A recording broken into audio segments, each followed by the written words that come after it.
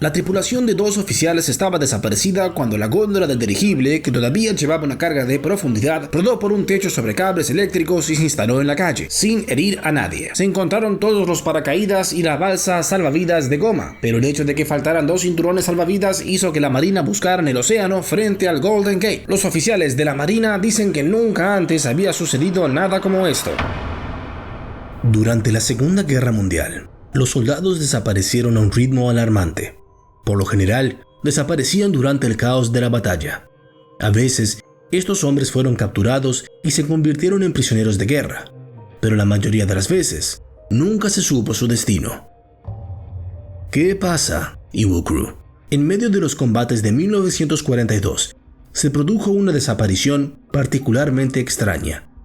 A diferencia de las muchas otras desapariciones extrañas que ocurrieron en los campos de batalla de países devastados por la guerra en toda Europa, esta sucedió en suelo estadounidense. Ahora, comencemos. Los espeluznantes eventos tuvieron lugar temprano en la mañana del 16 de agosto de 1942. El blimp o dirigible L-8 de la Marina de los Estados Unidos estaba programado para ese día como vuelo 101. Tenía la intención de dirigirse 30 millas al oeste y hacia las islas Farallón, antes de ir al norte a Point Reyes y hacia el sur hacia la playa de Montara, antes de regresar a la base. Se esperaba que todo el viaje tomara algunas horas y la tripulación debía regresar entre las 10 y las 10:30 de la mañana. Con ellos, la tripulación también llevaba un maletín cerrado que contenía códigos secretos. El dirigible L-8 en sí mismo fue originalmente uno de los dirigibles publicitarios de Goodyear, antes de que la Marina lo comprara y reutilizara. En este punto, había realizado 1092 viajes sin ningún problema. La tripulación del dirigible estaba formada por 2 hombres, el teniente Ernest DeWitt Cody y el alférez Charles Ellis Adams, que se sabía que tenían registros de servicio ejemplares ya que ambos eran veteranos de la Armada. Cody, de 27 años, fue descrito por quienes lo conocían como alguien que nunca perdió la calma bajo presión, y uno de los pilotos más capaces y uno de los oficiales más capaces. Adams, de 38, por otro lado, tenía 2.281 horas de vuelo previo en su haber, y había recibido condecoraciones del gobierno alemán por sus esfuerzos por rescatar a los pasajeros del devastador accidente del Hindenburg. Es importante considerar los personajes ejemplares y los niveles de habilidad de los hombres dados a los eventos posteriores. El dirigible despegó de Treasure Island en el área de la bahía de San Francisco, alrededor de las 6 a.m. hacia un clima aparentemente agradable. Estaba en lo que consideró una misión de rutina para explorar el Océano Pacífico y buscar cualquier señal de submarinos japoneses.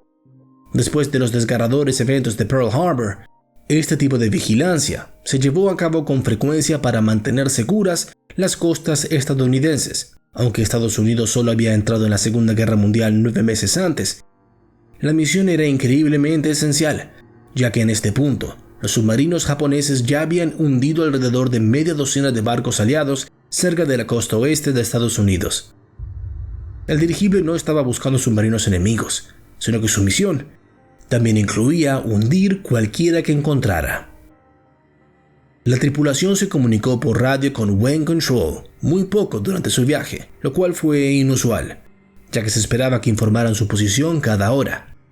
La única llamada fue después de 1 hora y media en su misión a las 7:38, e informaron su ubicación. Solo 4 minutos después, Cody envió otro mensaje diciendo que habían descubierto algo curioso. Mientras buscaban submarinos, la tripulación de los hombres notó lo que describieron como una mancha de aceite sospechosa en el agua, justo después de las islas Farallón.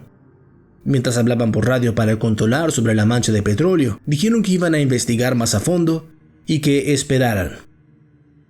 Una mancha de petróleo es una posible evidencia de un submarino enemigo al acecho debajo de las olas. Según los informes, Cody y Adams dejaron caer 2 luces flotantes Mark IV sobre la mancha de petróleo, que son bengalas que producen humo, y comenzaron a inspeccionar el área sospechosa. Al parecer, el dirigible fue visto por la tripulación del barco Liberty Albert Gallatin, que dio una alarma al ver las bengalas. En respuesta, Incluso tripularon sus armas para estar preparados si se lanzaban bombas sobre un submarino enemigo. Además, un arrastrero de pesca llamado Daisy Gray también tiró de sus redes en caso de que se estallaran bombas, pero nunca se lanzaron. La tripulación de ambas embarcaciones informó que el dirigible rodeó el área durante 1 hora, pero nunca hizo nada más que soltar las bengalas iniciales. El primer oficial de Daisy Gray informó más tarde que pudo ver a 2 hombres en la góndola. En un momento, bajaron el dirigible a solo 30 pies sobre las olas, antes de que finalmente se elevara y se dirigiera de regreso a San Francisco, poco después de las 9 a.m. Nunca nadie volvió a oír ni a ver a Cody ni a Adams. Desde los últimos mensajes de radio de los hombres a las 7:42 a.m., el control del ala había intentado sin éxito ponerse en contacto con ellos. La próxima vez que el dirigible fue visto, a las 10:49, cerca del puente Golden Gate, por un piloto de un Clipper de Pan American, que dijo que la embarcación parecía normal y que se dirigía en dirección a la base. Un rato después, el dirigible fue avistado por Richard Quam, un marinero fuera de servicio que se dirigía a pasar un día en la playa. Al notar que el dirigible parecía estar doblado en el medio, Quam se tomó un momento para tomar una foto del dirigible. Posteriormente, las autoridades confiscaron su rollo de film. En ningún momento, nadie informó de ningún indicio de que el dirigible no estuviera tripulado, ya que su patrón de vuelo indicaba que alguien estaba al mando. Alrededor de las 11:15, el dirigible fue visto por testigos en el área del sur de San Francisco. Estaba a 8 millas de su curso planeado y salía del agua hacia la población civil. El dirigible comenzó a desembarcar. Para sorpresa de quienes observaban con curiosidad el avance del dirigible a medida que se acercaba.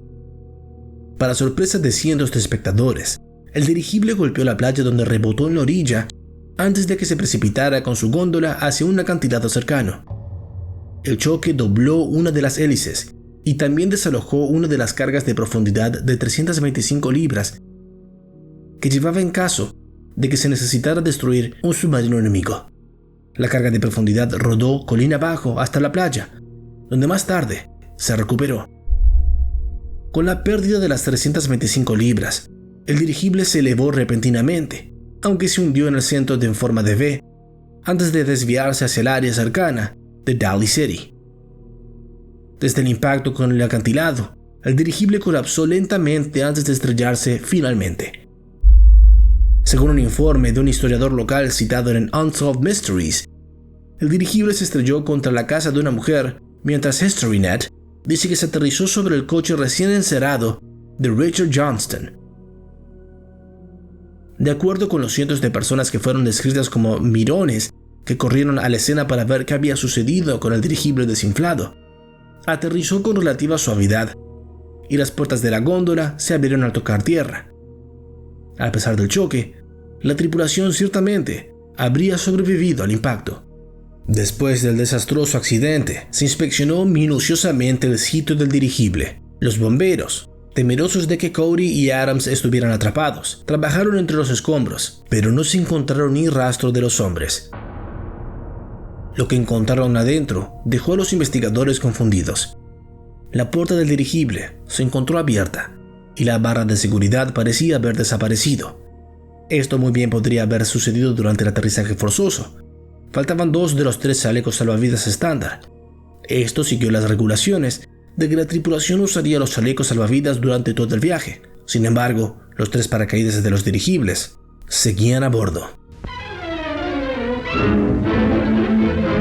Un dirigible de la Marina de los Estados Unidos en una patrulla rutinaria del Pacífico termina su recorrido en un accidente misterioso cerca de San Francisco. La tripulación de 2 oficiales estaba desaparecida cuando la góndola del dirigible, que todavía llevaba una carga de profundidad, rodó por un techo sobre cables eléctricos y se instaló en la calle, sin herir a nadie. Se encontraron todos los paracaídas y la balsa salvavidas de goma, pero el hecho de que faltaran 2 cinturones salvavidas hizo que la Marina buscara en el océano frente al Golden Gate. Los oficiales de la Marina dicen que nunca antes había sucedido nada como esto. Uno de los sombreros de los miembros de la tripulación todavía estaba en los controles, donde lo habían dejado antes del accidente. También se determinó que la radio seguía funcionando, incluso después del accidente, por lo que los hombres podrían haber pedido ayuda si lo hubiera necesitado. El maletín cerrado con llave que contenía los códigos secretos todavía estaban en el lugar donde la habían dejado. Justo después de que el dirigible se estrellara, las autoridades establecieron un límite alrededor del sitio. Informaron que nunca vieron a nadie salir de la zona. No podían entender si los hombres dejaron el dirigible poco antes de que se estrellara o después. ¿Cómo se la habían arreglado para permanecer invisibles cuando tantos transeúntes miraban fijamente desde el momento en el que el dirigible se acercaba a la playa? La aeronave abandonada pronto fue apodada The Ghost Blimp o el dirigible fantasma, ya que nadie podía explicar qué les había sucedido a Cody y a Adams. La Marina inició una búsqueda exhaustiva de los dos hombres, que incluyó 3 días de barcos de la Armada, aviones y la Guardia Costera, que buscaban en el Pacífico cualquier indicación de dónde habían ido los hombres. Nunca hubo señales de ellos. De hecho, parecía que se habían desvanecido por completo. Entonces, ¿qué pasó con la tripulación? Una investigación de 7 días destinada a responder precisamente eso. La investigación finalmente reveló que sin fuego, sin inmersión, sin mala conducta, y ningún misil afectó al L-8. Aunque esto pareció responder algunas preguntas, no respondió a la más importante. ¿Dónde estaba la tripulación si no le había pasado nada malo al dirigible? Circularon algunas especulaciones de que tal vez el dirigible había funcionado mal y que los hombres habían abandonado el avión en un intento de salvar su vida. Sin embargo, contrariamente a esta posibilidad, se informó que el dirigible había sido inspeccionado solo 4 días antes del vuelo, donde se consideró que estaba en buenas condiciones de funcionamiento. Algo importante a tener en cuenta es que después de que la tripulación habló por radio sobre la sospechosa mancha de petróleo, la aeronave estuvo a la vista de testigos casi todo el tiempo. Liberty Amero, la tripulación del barco Liberty Albert Gallatin, el Daisy Gray, el Pan American Clipper y los transeúntes en la orilla del dirigible.